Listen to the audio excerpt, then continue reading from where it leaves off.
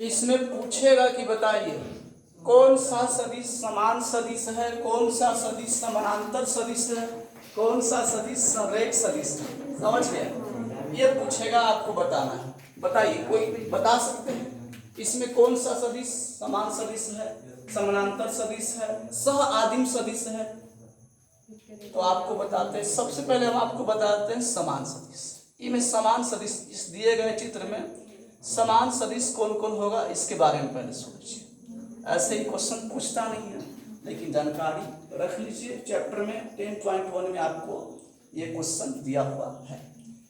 हम आपको समान सदिश का डिफिनेशन में बताए हैं कि दो सदिश जिसकी लंबाई बराबर हो और डायरेक्शन भी क्या हो, बराबर। दो सदिश का दिशा अगर बराबर हो, समान हो, और उसकी लंबाई भी क्या हो, समान हो, तो आप सोच के बताइए वेक्टर ए और वेक्टर डी, जरा सोच के बताइए दोनों का डायरेक्शन सेम है कि? वेक्टर ए और वेक्टर डी का डायरेक्शन सेम है, मतलब दिशा समान है, और इसकी लंबाई जो है, इसकी लंबाई भी समान है। और अगर किन्हीं भी दो सदिश का लंबाई समान और दिशा समान हो तो यहाँ पर ये दोनों सदिश क्या कहलाएंगे, समान सदिश। समान सदिश में कौन आ जाएगा, बता सकते हैं? समान सदिश में आपका आ जाएगा वेक्टर ए और कौन आ जाएगा, वेक्टर डी आ जाएगा। बात समझ गए? क्या वेक्टर बी और वेक्टर सी समान सदिश होगा? नहीं होगा। कारण क्या है? कारण यह है कि वेक्टर सी का दिशा और वेक्टर बी का दिशा, दोनों का दिशा समान नहीं है। दिशा एक दूसरे के विपरीत है, और समान सदिश होने के लिए दिशा बराबर होनी चाहिए। लेकिन अगर आपसे पूछे कि क्या आप संरेख सदिश या समानांतर सदिश बता दीजिएगा, संरेख सदिश या समानांतर सदिश, समांतर सदिश बता दीजिएगा, संरेख सदिश या समानांतर सदिश बताइए। इसमें संरेख सदिश या समानांतर सदिश कौन कौन है, सोच के बताइए। सबसे पहले आप संरेख सदिश या समानांतर सदिश का परिभाषा ये सुन लीजिए। आपको बताए थे कि कोई भी दो सदिश का डायरेक्शन अगर सेम हो तब भी वो समानांतर सदिश कहलाएंगे, डायरेक्शन अपोजिट हो तब भी वो समानांतर सदिश कहलाएंगे। डायरेक्शन सेम रहेगा तो संरेख सदिश भी कहलाएगा, डायरेक्शन अपोजिट रहना चाहिए तब भी संरेख सदिश कहलाएगा। तो आप देख सकते हैं वेक्टर ए और वेक्टर डी का डायरेक्शन सेम है, और इसीलिए इसको हम समानांतर सदिश या संरेख सदिश कह सकते हैं। बात समझ गए? क्योंकि डायरेक्शन केवल ही देखना है, संरेख में या समानांतर में केवल डायरेक्शन देखना है। तो आपका संरेख या समानांतर में वेक्टर ए समानांतर वेक्टर डी आ जाएगा, यस या?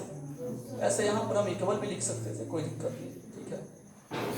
और कौन आ जाएगा समानांतर या संरेख, बताइए। आप देख सकते हैं वेक्टर सी और वेक्टर बी, ये भी समानांतर सदिश है। समझ गए? यहाँ पर तो केवल समानांतर ही होंगे, संरेख की बात नहीं होगी। संरेख होगा तो इस तरीके से होना चाहिए। देखिए ये सदिश है और एक सदिश यहाँ से स्टार्ट हो गया, दोनों का डायरेक्शन सेम है, तो यहाँ हम कह सकते हैं कि वेक्टर ए और वेक्टर बी कैसे सदिश है, संरेख। एक ही डिफिनेशन पर दोनों का काम चलता है। संरेख का भी वही डिफिनेशन है, समानांतर का भी वही डिफिनेशन है, लेकिन यहाँ पर केवल समानांतर हो। बात समझ गए? संरेख इस तरीके के फिगर में होता है। इसमें सह आदिम सदिश पूछेगा तो बता दीजिएगा, सह आदिम सदिश बताइए। सह आदिम सदिश में कौन होगा, बताइए। डिफिनेशन में आपको बताए थे कि जब एक से अधिक सदिश का प्रारंभिक बिंदु एक ही रहेगा, ठीक है, तो वैसे सदिश को क्या बोलते हैं, सह आदिम सदिश। आप देख सकते हैं वेक्टर ए का प्रारंभिक बिंदु और वेक्टर बी का प्रारंभिक बिंदु, दोनों का स्टार्टिंग पॉइंट जो है वो सेम है, तो सह आदिम सदिश में कौन कौन हो जाएगा, वेक्टर ए तथा वेक्टर बी, क्योंकि वेक्टर ए का स्टार्टिंग पॉइंट और वेक्टर बी का स्टार्टिंग पॉइंट, दोनों का स्टार्टिंग पॉइंट क्या है, सेम है, और सेम होने के कारण कैसे सदिश हो जाएंगे, सह। क्या वेक्टर सी और वेक्टर डी सह आदिम सदिश होंगे? वेक्टर सी और वेक्टर डी सह आदिम सदिश नहीं। तो इसको जल्दी से आप लोग क्या कर लीजिए, नोट कर लीजिए, उसके बाद हम आगे बढ़ते हैं। दो सदिशों का गुणनफल जो होता है दो टाइप का होता है। अगर आप दो सदिश को गुना करेंगे तो दो टाइप का गुना होता है। इसमें सबसे पहला गुणनफल में जो आता है उसका नाम है अदिश गुणनफल, अदिश गुणनफल। और उसके बाद सेकेंड जो टाइप आएगा वो आता है सदिश गुणनफल। सदिश गुणनफल। कोई पूछे कि सदिशों का गुणनफल कितने प्रकार से होते हैं, कितने प्रकार के होते हैं? आप लोग अभी तक तो यही सुने हैं कि गुना करेंगे। अब दो संख्या को गुना किए होंगे, तो दो संख्या को गुना करने के बाद आपको क्या मिला? जो भी मिला वो संख्या ही मिला। जब आप दो संख्या को गुना करते हो तो दो संख्या को गुना करने के बाद संख्या ही मिलता है। आप देखिए होंगे, आप दो आव्यूह को गुना किए होंगे, यस या? जब दो आव्यूह को गुना करेंगे तो दो आव्यूह को गुना करने के बाद क्या मिलेगा? आव्यूह मिलेगा। दो आव्यूह का गुणनफल क्या होता है बताइए? जब आप दो आव्यूह का गुणनफल निकालते हैं तो क्या होता है? आव्यूह ही प्राप्त होता है। दो संख्या को गुना करेंगे संख्या मिलेगा, दो आव्यूह को गुना करेंगे आव्यूह मिलेगा, तो संख्या में तो गुणनफल एक ही रहेगा, आव्यूह में भी गुणनफल एक ही होता है। लेकिन जब आप दो सदिश को गुना कीजिएगा ना, जब आप दो सदिश को गुना करेंगे, दो सदिश आप कह सकते हैं, एक सदिश वेक्टर ए है और एक सदिश वेक्टर बी है। जब आप दो सदिश का गुना कीजिएगा, इसका गुणनफल निकालिएगा, वेक्टर ए और वेक्टर बी दो सदिश है, और इनका अगर आप क्या निकालिएगा, इन दो सदिश का अगर आप गुणनफल निकालिएगा तो बताइए क्या मिलेगा? बता सकते हैं?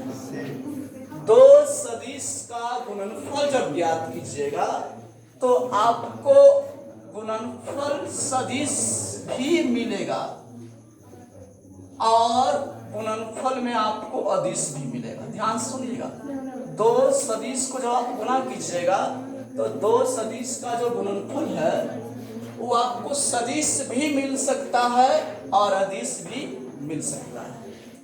यानी कि सदिशों का गुणनफल दो टाइप का, समझ गए? अगर गुणनफल आपको सदिश मिलेगा तो वैसे गुणनफल को हम सदिश गुणनफल कहते हैं। जब दो सदिशों का गुणनफल सदिश प्राप्त होता है तो वैसे गुणनफल को क्या बोलते हैं? सदिश गुणनफल। जब दो सदिशों का गुणनफल अदिश प्राप्त होता है तो वैसे गुणनफल को क्या बोलते हैं? अदिश गुणनफल। सदिश में गुणनफल कितने टाइप के? दो टाइप के। एक आपका सदिश गुणनफल होगा और दूसरा क्या होता है? अदिश गुणनफल। जब दो सदिशों का गुणनफल सदिश प्राप्त होता है तो वैसे गुणनफल को सदिश गुणनफल कहते हैं। जब दो सदिशों का गुणनफल करने पर अदिश प्राप्त होता है तो वैसे गुणनफल को क्या कहते हैं? अदिश गुणनफल कहते हैं। और अदिश गुणनफल हम लोग सबसे पहले पढ़ेंगे, ठीक है? गुणनफल हम लोग पढ़ेंगे तो उसमें सबसे पहले क्या पढ़ेंगे? अदिश गुणनफल पढ़ेंगे। इसमें थोड़ा सा हम लिख देते हैं सदिश गुणनफल और अदिश गुणनफल, उसके बाद स्टार्ट करेंगे आपका दो सदिशों का अदिश गुणनफल। बताइए अदिश गुणनफल कब होगा? बताइए जब दो सदिशों का गुणनफल क्या प्राप्त होगा? दो सदिशों का गुणनफल, सदिशों का गुणनफल क्या प्राप्त होगा? बताइए दो सदिशों का गुणनफल अदिश प्राप्त हो तो उस गुणनफल को क्या कहेंगे? उस गुणनफल को क्या कहते हैं? उस गुणनफल को अदिश गुणनफल कहते हैं। अदिश गुणनफल कहते हैं। जब दो सदिशों का गुणनफल अदिश प्राप्त हो तो उस गुणनफल को क्या बोलेंगे? क्या इसी टाइप से सदिश गुणनफल में नहीं लिखा जाएगा? लिख दीजिएगा कि जब दो सदिशों का गुणनफल सदिश प्राप्त हो ऐसे गुणनफल को क्या बोलते हैं? सदिश गुणनफल बोलते हैं। तो इतना आप लोग उतारिए और साइड वाला अपने से लिख लीजिएगा कि जब दो सदिशों का गुणनफल सदिश प्राप्त हो तो वैसे गुणनफल को सदिश गुणनफल कहते हैं। इतना उतार लीजिएगा, उसके बाद हम आगे बढ़ेंगे। सबसे पहले तो हेडिंग बना लीजिएगा आप लोग, दो सदिशों का अदिश गुणनफल।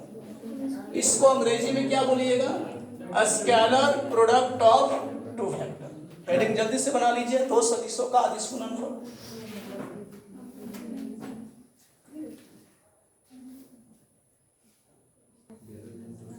दो सदिशों का अदिश गुणनफल, scalar product of two vector. सुनिएगा, एक एक पॉइंट को बढ़िया से सुनिएगा, ठीक है? अंत तक सुन लीजिएगा, ध्यान से देखिए। सबसे पहला इसमें जो बात है वो ये है कि आपके पास एक सदिश दिया रहेगा जिसका नाम रहेगा वेक्टर ए, और एक दूसरा सदिश दिया रहेगा जिसका नाम वेक्टर बी रहेगा, और कहेगा वेक्टर ए और वेक्टर बी का जो अदिश गुणनफल है सदिश ए और बी का जो अदिश गुणनफल है, इस अदिश गुणनफल को वेक्टर ए और वेक्टर बी के अदिश गुणनफल को डिनोट कैसे करते हैं, सबसे पहले तो ये सीखिए। वेक्टर ए और वेक्टर बी के अदिश गुणनफल को अगर सूचित करना होगा, डिनोट करना होगा, तो इसको डिनोट कैसे करते हैं? तो इसको डिनोट करते हैं vector A dot vector B से। ध्यान रखिएगा, पहले आपको ये सीखना कि डिनोट कैसे करना है, ठीक है। ए और बी के अदिश गुणनफल को क्या से डिनोट करेंगे बताइए? Vector A dot vector B, या मान लीजिए कि आपके सामने लिखा मिल गया vector B dot vector C, तो इसी को सेंटेंस में क्या बोलिएगा? वेक्टर बी और वेक्टर सी का अदिश गुणनफल, वेक्टर बी और वेक्टर सी का अदिश गुणनफल, तो डिनोट करने आ जाएगा। दो सदिश आपको दिए जाएंगे, एक सदिश आपका रहेगा वेक्टर ए और एक सदिश रहेगा वेक्टर बी, समझ गए? और ध्यान रखिएगा दोनों सदिश का स्टार्टिंग पॉइंट यहाँ देख लीजिए सेम है। दोनों सदिश का प्रारंभिक बिंदु अगर सेम रहेगा तभी दोनों सदिश के बीच का कोण के बारे में आप सोचें कि हाँ ये कोण थीटा है। अगर अभी आपसे कोई पूछे कि बताइए दोनों सदिश के बीच का कोण कितना दिखाई दे रहा है, तो दोनों सदिश के बीच का कोण आपका क्या है? यहाँ पर थीटा है। लेकिन अगर आपको कोई इस प्रकार से फिगर पूछ दे, इस प्रकार से फिगर दे दे कि इस तरीके से दे दे और यहाँ दे दे और तब ही कोण थीटा दे, और तब कहेगा कि बताइए दो सदिश वेक्टर ए और वेक्टर बी के बीच का कोण क्या होगा, तो यहाँ पर गलती से भी थीटा मत बोल दीजिएगा। यहाँ पर सदिश ए और सदिश बी के बीच का कोण थीटा नहीं है, इसलिए नहीं है क्योंकि दोनों का स्टार्टिंग पॉइंट सेम है, समझ गए? यहाँ पर अगर आपको कोण निकालना है, यहाँ पर अगर दो सदिशों के बीच का कोण निकालना है, तो इस भाग को क्या कर दीजिए, बढ़ा दीजिए इस तरीके से, ठीक है, इस तरीके से। इसका डायरेक्शन इधर है, अभी भी उधर ही डायरेक्शन देख सकते हैं। और अब ये जो कोण होगा, यही कोण वेक्टर ए और वेक्टर बी के बीच बनेगा, ध्यान रखिएगा, विशेष बात, ठीक है। और ये कोण कितना आ जाएगा बता सकते हैं? 180 माइनस थीटा। तो ऐसा एक क्वेश्चन मिलेगा चैप्टर में जहां पर किसी त्रिभुज के कोण पूछेगा कि त्रिभुज के ए बी और एसी भुजा के बीच का कोण बताएं, तो ये कॉन्सेप्ट कोण वाला है वहां पर लगता है, ठीक है। तो ध्यान रखिएगा यहाँ पर सदिश वेक्टर ए और वेक्टर बी दोनों का स्टार्टिंग पॉइंट सेम है और दोनों सदिश के बीच का कोण यहाँ थीटा कह सकते हैं क्योंकि स्टार्टिंग पॉइंट क्या है, सेम। पहली बात। दूसरी बात ये बताइए कि सदिश ए और बी के अदिश गुणनफल को क्या से डिनोट करेंगे? सदिश ए और बी के अदिश गुणनफल को डिनोट कैसे करेंगे बताइए? Vector A dot vector B से, और vector A dot vector B का जो मान होता है वो होता है ए का मापांक इंटू बी का मापांक cos theta. Vector A dot vector B का जो मान होता है ए का मापांक बी का मापांक कॉस थीटा, ये मान नहीं बल्कि डिफिनेशन आप कह सकते हैं।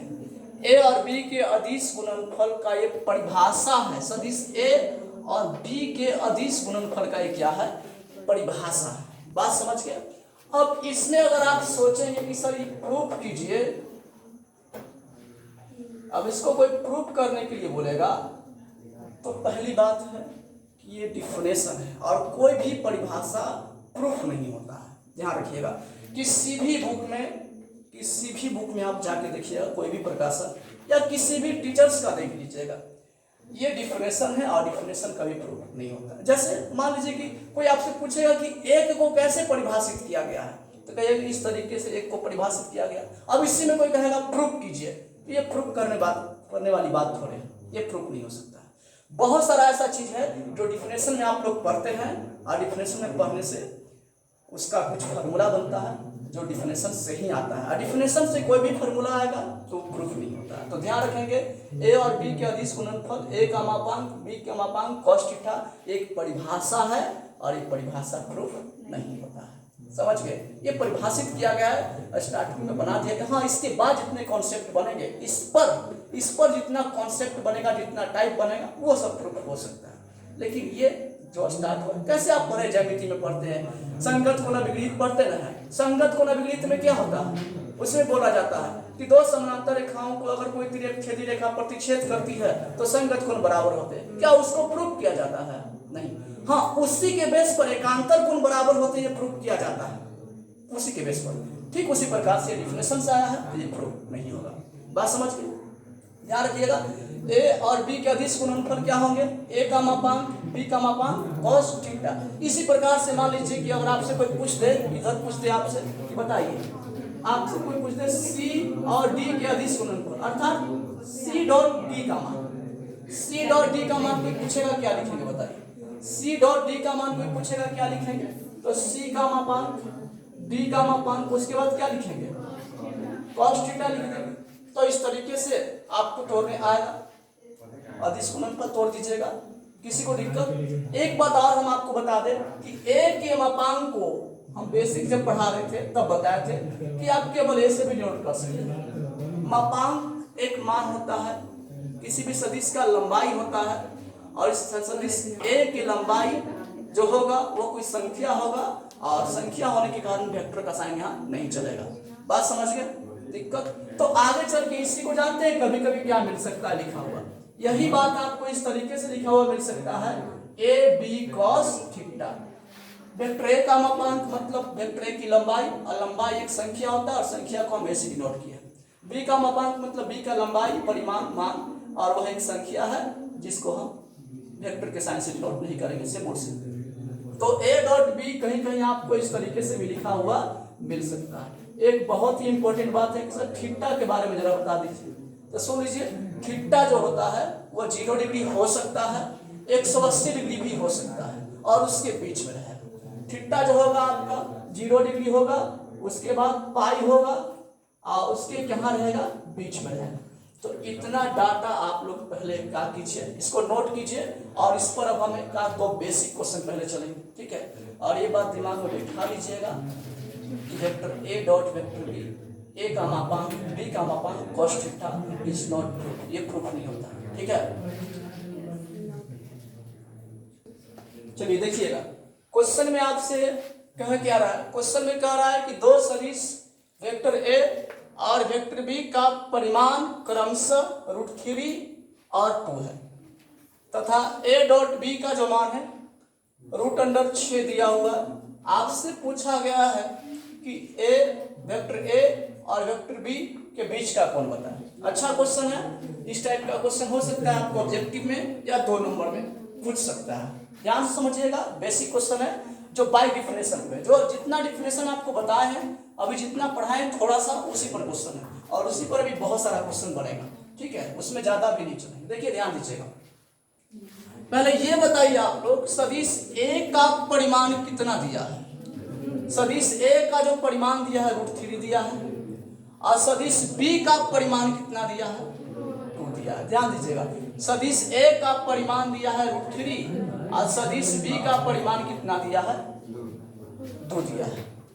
क्या सदिश ए के परिमाण का मतलब जानते हैं? सदिश ए का परिमाण का मतलब हुआ कि सदिश ए का मापांक दिया है, यह हो गया सदिश ए का परिमाण, और सदिश ए का परिमाण को मोड वेक्टर ए से हम लिखते हैं, समझ गए? और वो आपको कितना दिया हुआ है? √3 दिया हुआ। सदिश बी के परिमाण को क्या से लिखिएगा?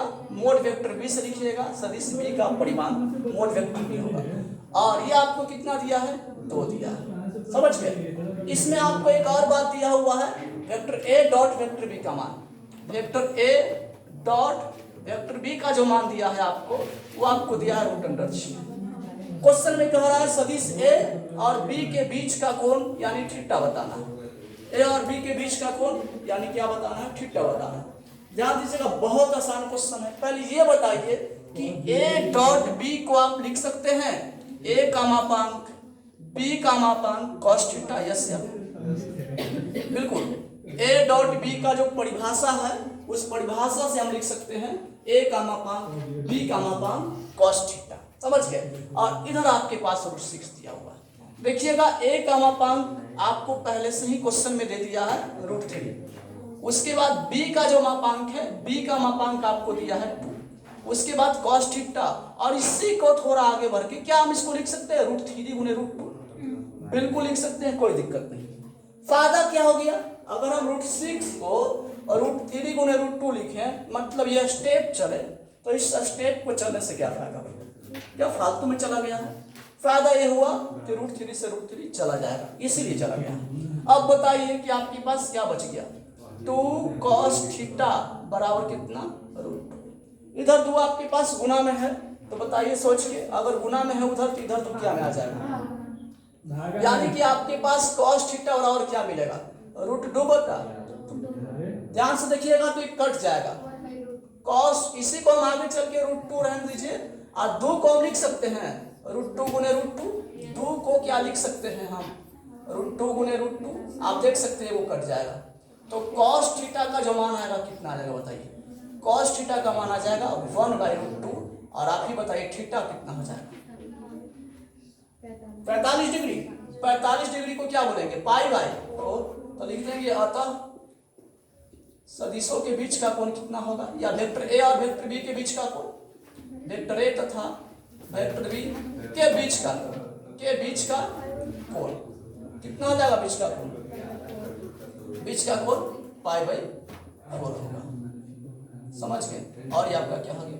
तो क्या आप लोग इस प्रश्न को समझ गए। तो इस टाइप का क्वेश्चन मिलेगा, बना दीजिएगा। सेम टाइप का एक क्वेश्चन हम आपको दे रहे हैं, पहले इसको नोट कर लीजिए। एक सेम टाइप का प्रश्न दिया गया है, और ये प्रश्न आप लोग खुद कोशिश कीजिएगा, और इसका जवाब आप लोग कमेंट बॉक्स में दीजिएगा। इस वीडियो में इतना ही, और आगे वेक्टर की क्लास को हम लोग कल देखेंगे, और अगले वीडियो में आप लोग आगे की क्लास को देखेंगे।